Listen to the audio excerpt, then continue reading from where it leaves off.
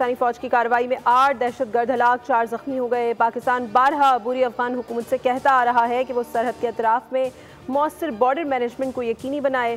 Security forces सरहदों को महफूज बनाने और मुल्क से दहशतगर्दी की लानत को ख़त्म करने के लिए पुरअज़्म है। सदर ममलिकत, वज़ीर आज़म, वज़ीर दाखिला और गवर्नर सिंध का शुमाली वज़ीरिस्तान में दर अंदाजी नाकाम बनाने पर सिक्योरिटी फोर्सेज को खराज तहसीन।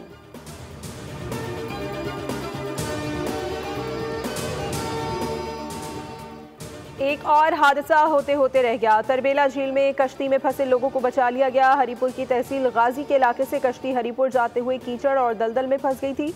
इत्तला मिलते ही रेस्क्यू 1122 ने फौरी रिस्पांस दिया और मुसाफिरों को 2 कश्तियों के जरिए तरबेला झील हरीपुर किनारे पर मुंतकिल किया।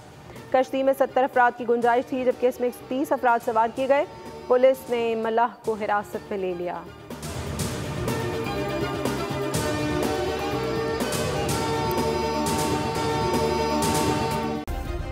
सब्सक्राइब करें और बेल दबाएं ताकि कोई खबर रह न जाए।